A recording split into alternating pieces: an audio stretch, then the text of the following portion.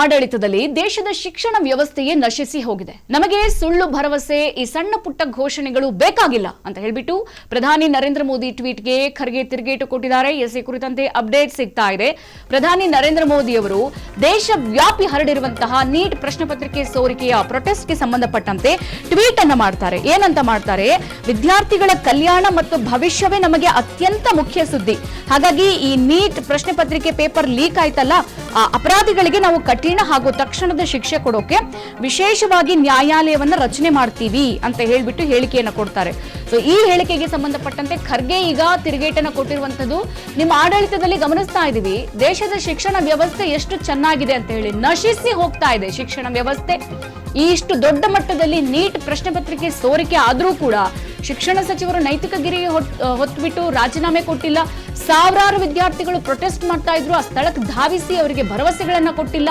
ನಮಗೆ ಸುಳ್ಳು ಭರವಸೆಗಳು, ಈ ಸಣ್ಣ ಪುಟ್ಟ ಘೋಷಣೆಗಳು, ನೀವು ಯಾವಾಗ್ಲೂ ಟ್ವಿಟರ್ ನಲ್ಲಿ ಪೋಸ್ಟ್ ಮಾಡ್ತಿರ್ತೀರಲ್ಲ, ಈ ತರದ ಸ್ಲೋಗನ್ಸ್ಗಳು ನಮಗೆ ಬೇಕಾಗಿಲ್ಲ ಅಂತ ಹೇಳಿ ಪ್ರಧಾನಿ ನರೇಂದ್ರ ಮೋದಿ ಅವರ ಟ್ವೀಟ್ಗೆ ಖರ್ಗೆ ತಿರುಗೇಟು ಕೊಟ್ಟಿದ್ದಾರೆ. ಮಲ್ಲಿಕಾರ್ಜುನ್ ಖರ್ಗೆ ಅವರು, ಎಐಸಿಸಿ ಅಧ್ಯಕ್ಷ.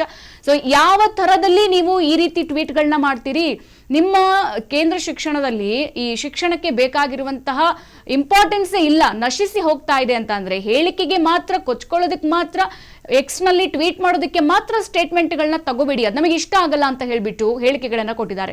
ಮತ್ತೊಂದ್ ಕಡೆಗೆ ವಿದ್ಯಾರ್ಥಿಗಳ ಮೇಲೆ ಲಾಠಿ ಚಾರ್ಜ್ ಮಾಡಿದ್ದು ಖಂಡನೀಯ, ಇದನ್ನ ಯಾರು ಕೂಡ ಸಹಿಸೋದಕ್ಕೆ ಸಾಧ್ಯ ಇಲ್ಲ. ವಿದ್ಯಾರ್ಥಿಗಳು ಅವರ ಹಕ್ಕನ್ನ ಅವರು ಪ್ರದರ್ಶಿಸಿದ್ದಾರೆ. ಪ್ರತಿಯೊಬ್ಬ ಪ್ರಜೆಗೂ ಕೂಡ ದೇಶದಲ್ಲಿ ನಡೀತಾ ಇರುವಂತಹ ಅನ್ಯಾಯವನ್ನ ಧ್ವನಿ ಎತ್ತುವಂತಹ ಹಕ್ಕು ಪ್ರತಿಯೊಬ್ಬರಿಗೂ ಇದೆ. ಆ ಧ್ವನಿಯನ್ನೇ ವಿದ್ಯಾರ್ಥಿಗಳು ಮಾಡಿರುವಂತದ್ದು. ನೀವು ಹೆಂಗೆ ಲಾಠಿ ಚಾರ್ಜ್ ಮಾಡ್ತೀರಾ ಅಂತ ಖಂಡನೆ ಮಾಡಿದ್ದಾರೆ. ಜೊತೆಗೆ ಮಕ್ಕಳಂತೆ ಇರುವ ಯುವಕರ ಮೇಲೆ ಕರುಣೆ ಇಲ್ಲದೆ ದೌರ್ಜನ್ಯ ಎಸಗಿದ್ದಾರೆ. ದೌರ್ಜನ್ಯ ಹೆಂಗಾಗಿದೆ ಗೊತ್ತಾ? ಕರೆಂಟ್ ಶಾಕ್ ಕೊಟ್ಟಿದ್ದಾರೆ ಪೊಲೀಸರು. ಹೆಣ್ಮಕ್ಳು ಅಂತ ಗಮನಿಸಿದೆ, ಕರೆಂಟ್ ಶಾಕ್ ಅನ್ನ ಕೊಟ್ಟಿದ್ದಾರೆ, ಲಾಠಿ ಚಾರ್ಜ್ ಮಾಡಿದ್ದಾರೆ, ಅಶ್ವವಾಯು ಪ್ರಯೋಗ ಮಾಡಿದ್ದಾರೆ. ಅದಲ್ಲದೆ ಜಗತ್ತಿಗೆ ತೋರಿಸಿದ್ದೇನು? ವಿದ್ಯಾರ್ಥಿಗಳೇ ಪೊಲೀಸರ ಮೇಲೆ ಹಲ್ಲೆ ಮಾಡಿದ್ದಾರೆ ಅಂತ. ಹಾಗಾದ್ರೆ ನೀವು ಮಾಡಿರೋದು ಸರಿನಾ? ನೀವು ಎಷ್ಟು ಜನ ಹೆಣ್ಮಕ್ಳ ಮೇಲೆ ಹಲ್ಲೆ ಮಾಡಿಲ್ಲ, ಎಷ್ಟು ಹುಡುಗಿಯರಿಗೆ ಕರೆಂಟ್ ಶಾಕ್ ಅನ್ನ ಕೊಟ್ಟಿಲ್ಲ? ಎಲ್ಲ ಆಯಾಮದಲ್ಲೂ ಕೂಡ ಈಗ ಮಲ್ಲಿಕಾರ್ಜುನ್ ಖರ್ಗೆ ಅವರು ಟಾಂಗ್ ಅನ್ನ ಕೊಟ್ಟಿದ್ದಾರೆ. ಮತ್ತೊಂದು ಕಡೆಗೆ ಶಿಕ್ಷಣ ಸಚಿವ ಧರ್ಮೇಂದ್ರ ಪ್ರಧಾನ್ ರಾಜೀನಾಮೆಗೂ ಕೂಡ ಇಲ್ಲಿ ಖರ್ಗೆ ಅವರು ಪಟ್ಟನ್ನ ಹಿಡಿದಿರುವಂತದ್ದು. ಎಸ್, ಶಿಕ್ಷಣ ವ್ಯವಸ್ಥೆಯೇ ಸಂಪೂರ್ಣವಾಗಿ ಕಬಳಿಕೆಯನ್ನ ಮಾಡಿದ್ದೀರಾ, ಕದ್ಕೊಂಡ್ಬಿಟ್ಟಿದ್ದೀರಾ. ಶಿಕ್ಷಣ ವ್ಯವಸ್ಥೆಯನ್ನೇ ವಿನಾಶಕ್ಕೆ ನೀವು ಅವಕಾಶ ಕೊಟ್ಟಿದ್ದೀರಿ, ಪ್ರೋತ್ಸಾಹಿಸಿದ್ದೀರಿ. ಹೌದು, ನೀವು ಇವಾಗ ಮಾಡ್ತಿರೋದು ವಿನಾಶದ ಹಾದಿ. ಮೋದಿ ಟ್ವೀಟ್ಗೆ ಮಲ್ಲಿಕಾರ್ಜುನ್ ಖರ್ಗೆ ತಿರುಗೇಟನ್ನ ಕೊಟ್ಟಿದ್ರು. ಈ ಕಡೆ ರಾಹುಲ್ ಗಾಂಧಿಯು ಕೂಡ ಕೌಂಟರ್ ವಾರ್ ಅನ್ನ ಶುರು ಮಾಡಿದ್ದಾರೆ.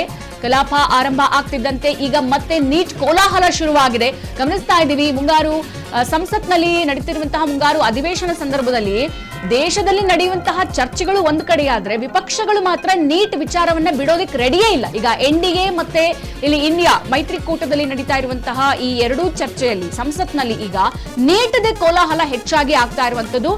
ಯಾವುದಕ್ಕೂ ಒಂದು ಸೊಲ್ಯೂಷನ್ಗೆ ಬಂದ್ಬಿಡಿ, ನಾವು ದೇಶದ ಇತರೆ ವಿಚಾರಗಳಿಗೆ ಹೋಗೋದಕ್ಕಿಂತ ಮುಂಚೆ ಮೊದಲು ದೇಶದ ಶಿಕ್ಷಣ ವ್ಯವಸ್ಥೆ ಸರಿಯಾಗಬೇಕು. ದೇಶದ ಶಿಕ್ಷಣದಲ್ಲಿ 156 ಬಾರಿ ನೀಟ್ ಪ್ರಶ್ನೆ ಪತ್ರಿಕೆ ಸೋರಿಕೆ ಆಗಿದೆ ಸೋ ಫಾರ್ ಇಷ್ಟು ವರ್ಷದಲ್ಲಿ. ಹಾಗಿದ್ರೆ ಒಂದು ಸಲನೂ ಕೂಡ ಪ್ರಶ್ನೆ ಪತ್ರಿಕೆ ಸೋರಿಕೆ ಆಯ್ತು ಅಂತಂದ್ರೆ ನೀವು ಕ್ರಮ ತೆಗೆದುಕೊಳ್ಬೇಕು. 150 ಬಾರಿ ಆಗುತ್ತೆ ಅಂತ ಅಂದ್ರೆ ಹಂಗಾರೆ 157ನೇ ಬಾರಿಗೂ ನಾವು ಸುಮ್ಮನೆ ಇರ್ಬೇಕಾ ಅಂತ ಹೇಳಿ ಪ್ರಶ್ನೆ ಮಾಡಿರುವಂತದ್ದು. ಸದ್ಯ ಧರ್ಮೇಂದ್ರ ಪ್ರಧಾನ್ ರಾಜೀನಾಮೆಗೆ ವಿಪಕ್ಷಗಳು ಇನ್ನಿಲ್ಲದ ಪಟ್ಟನ್ನ ಹಿಡಿದಿದೆ. ವಿಪಕ್ಷಗಳು ಗದ್ದಲ ಮಾಡಿದಂತೆ ಕಲಾಪವನ್ನ ಈಗ ಮುಂದೂಡಿಕೆ ಮಾಡಲಾಗಿದೆ. ಗಮನಿಸ್ತಾ ಇದ್ದೀವಿ, ಹೌದು, ಈಗ ಸಂಸತ್ ಅಧಿವೇಶನ ನಡೆಯೋದು, ದೇಶದಲ್ಲಿ ಆಗು ಹೋಗು ಯಾವೆಲ್ಲ ಒಳ್ಳೆ ವಿಚಾರಗಳನ್ನ ಮಾಡಬೇಕು, ಯಾವುದು ನೆನೆಗುದಿಗೆ ಬಿದ್ದಿದೆ ಅವುಗಳನ್ನ ಮತ್ತೆ ಅಭಿವೃದ್ಧಿಯತ್ತ ತರಬೇಕು ಅಂತ ಹೇಳಿ. ದೇಶದಲ್ಲಿ ಶಿಕ್ಷಣ ವ್ಯವಸ್ಥೆಯೇ ನಶಿಸಿ ಹೋಗ್ತಾ ಇದೆ ಅಂತಂದ್ರೆ ಯಾವೊಬ್ಬ ಪ್ರಜೆಯೂ ಕೂಡ, ಯಾವೊಬ್ಬ ನಾಯಕನೂ ಕೂಡ ಸುಮ್ಮನೆ ಇರೋಕೆ ಸಾಧ್ಯ ಇಲ್ಲ. ಅದನ್ನೇ ರಾಹುಲ್ ಗಾಂಧಿ ಅವರು ಮಾಡಿರುವಂತದ್ದು. ಸೋ ಫಾರ್ 156 ಬಾರಿ ನೀಟ್ ಪ್ರಶ್ನೆ ಪತ್ರಿಕೆ ಸೋರಿಕೆಯಾಗಿದೆಯಲ್ಲ, ಇದಕ್ಕೆ ಅಂತ್ಯ ಅಂತ ಇಲ್ವಾ? ಹಾಗಾದ್ರೆ 157ನೇ ಬಾರಿಗೂ ನಾವು ಬಿಟ್ಬಿಡ್ಬೇಕಾ?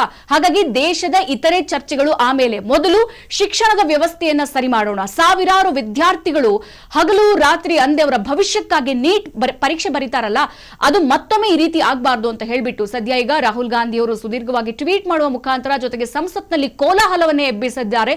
ನೀಟ್ ಪ್ರಶ್ನೆ ಪತ್ರಿಕೆ ಸೋರಿಕೆ ಸಂಬಂಧಪಟ್ಟಂತೆ ವಿದ್ಯಾರ್ಥಿಗಳ ಮೇಲೆ ಲಾಠಿ ಚಾರ್ಜ್ ಮಾಡಿದ್ದು ಖಂಡನೀಯ, ಯಾರು ಕೂಡ ಸಹಿಸೋಕ್ ಸಾಧ್ಯ ಇಲ್ಲ. ಅವರಿಗೆ ಅನ್ಯಾಯ ಆಗಿದೆ, ವಿದ್ಯಾರ್ಥಿಗಳಿಗೆ ಅನ್ಯಾಯ ಅನ್ಯಾಯವಾಗಿದೆ, ಅದಕ್ಕೆ ಬಂದು ಮುಂದೆ ನಿಂತ್ಕೊಂಡು ಮಾತಾಡಿದ್ದಾರೆ. ಆ ಸಂದರ್ಭದಲ್ಲಿ ಯಾವ್ದಾದ್ರು ಸಿನಿಮಾ ನಟರು ಹೋದ್ರ, ಯಾವ್ದಾದ್ರು ಬೇರೆ ಪೊಲಿಟಿಷಿಯನ್ಸ್ ಹೋದ್ರ, ಅಥವಾ ಯಾರಾದ್ರೂ ಬೇರೆ ಸೋನಂ ವಾಂಗ್ಚುಕ್ ಬಿಟ್ಟು, ಅಭಿಜಿತ್ ದೀಪ್ಗೆ ಬಿಟ್ಟು ಬೇರೆ ಯಾರಾದ್ರೂ ಸಮಾಜದಲ್ಲಿ ನಾವು ಸುಧಾರಣೆಯನ್ನ ತರ್ತಿದೀವಿ, ಸಮಾಜ ಹೋರಾಟಗಾರರು ಅಂತ ಒಂದಿಷ್ಟು ಪಕ್ಷಗಳನ್ನ ಹಬ್ಕೊಂಡಿದಾರಲ್ಲ, ಯಾರಾದ್ರೂ ಮುಂದೆ ಬಂದ್ರ? ಯಾರು ಬಂದಿಲ್ಲ. ಬಂದಿರೋದು ವಿದ್ಯಾರ್ಥಿಗಳು, ಅವರ ಭವಿಷ್ಯಕ್ಕಾಗಿ. ಇವತ್ತು ಅವರಿಗಾಗಿರುವ ಅನ್ಯಾಯ ಮುಂದಿನ ದಿನಗಳಲ್ಲಿ ಅವರ ತಂಗಿಗೋ ತಮ್ಮನ್ಗೋ ಮುಂಬರುವಂತ ಅವರ ಫ್ರೆಂಡ್ಸ್ಗೋ ಆಗದೆ ಇರಲಿ ಅಂತ ಎಂಬರ್ಥದಲ್ಲಿ ಅವರು ಬಂದು ಹೋರಾಟ ಮಾಡ್ತಿರೋದು. ಹಾಗಾಗಿ ಮಕ್ಕಳಂತೆ ಇರುವ ಯುವಕರ ಮೇಲೆ ಕರುಣೆ ಇಲ್ಲದೆ ದೌರ್ಜನ್ಯ ಮಾಡಿದೀರಲ್ಲ ಅಂತ ಹೇಳ್ಬಿಟ್ಟು ಇಲ್ಲಿ ರಾಹುಲ್ ಗಾಂಧಿ ವಾಗ್ದಾಳಿಯನ್ನು ನಡೆಸಿದ್ರು. ಜೊತೆಗೆ ಶಿಕ್ಷಣ ಸಚಿವ ಧರ್ಮೇಂದ್ರ ಪ್ರಧಾನ್ ರಾಜೀನಾಮೆ ಕೊಡ್ಲೇಬೇಕು ಅಂತ ಹೇಳಿ ಮಲ್ಲಿಕಾರ್ಜುನ್ ಖರ್ಗೆ ಅವರು ಕೂಡ ಒಂದ್ ಕಡೆ ಪಟ್ಟನ್ನ ಹಿಡಿದ್ರು. ಮತ್ತೊಂದು ಕಡೆಗೆ ಶಿಕ್ಷಣ ವ್ಯವಸ್ಥೆಯನ್ನ ಕಬಳಿಸ್ಬಿಟ್ಟಿದ್ದೀರಿ, ಹಾಳು ಮಾಡ್ತಾ ಇದ್ದೀರಿ, ಹಾಗಾಗಿ ನಶಿಸಿ ಹೋಗ್ತಾ ಇದೆ. ಇವೆಲ್ಲ ನೀವು ಮಾಡ್ತಾ ಇರೋದು ವಿನಾಶಕ್ಕೆ ಅವಕಾಶ ಕೊಡ್ತಿದ್ದೀರಿ ಹೊರತು ನೀವು ಇದು ಒಳ್ಳೆ ನಾಂದಿ ಅಂತರೂ ಅಲ್ಲ, ಇದನ್ನೇ ನೀವು ಪ್ರೋತ್ಸಾಹಿಸಿದ್ದೀರಿ ಅಂತಲೂ ಕೂಡ ಇಲ್ಲಿ ಸಿಟ್ಟಿಗೆ ತಿರುಗಿರುವಂತದ್ದು ರಾಹುಲ್ ಗಾಂಧಿ. ಹಾಗಾಗಿ ಮೋದಿ ಟ್ವೀಟ್ಗೆ ರಾಹುಲ್ ಗಾಂಧಿ ಈ ರೀತಿಯಾಗಿ ರಿಯಾಕ್ಷನ್ ಕೊಟ್ಟಿದ್ದಾರೆ. ಮತ್ತೊಂದು ಕಡೆಗೆ ಕಲಾಪ ಆರಂಭ ಆಗ್ತಿದ್ದಂತೆ ಕೋಲಾಹಲವೇ ಶುರುವಾಗಿದೆ. ನೀಟ್ ವಿಚಾರಕ್ಕೆ ಸಂಬಂಧಪಟ್ಟಂತೆ ಕೇಂದ್ರ ಶಿಕ್ಷಣ ಸಚಿವ ಧರ್ಮೇಂದ್ರ ಪ್ರಧಾನ್ ರಾಜೀನಾಮೆ ಕೊಡಲೇಬೇಕು ಅಂತ ಹೇಳಿ ಸಂಸತ್ನಲ್ಲಿ ವಿಪಕ್ಷಗಳು ಪಟ್ಟು ಕೂಡ ಹಿಡಿದಿದೆ. ಹೀಗಾಗಿ ವಿಪಕ್ಷಗಳು ಗದ್ದಲ ಮಾಡಿದಂತೆ ಕಲಾಪವನ್ನ ಮುಂದೂಡಿಕೆ ಮಾಡಿದ್ದಾರೆ ಓಂ ಬಿರ್ಲಾ.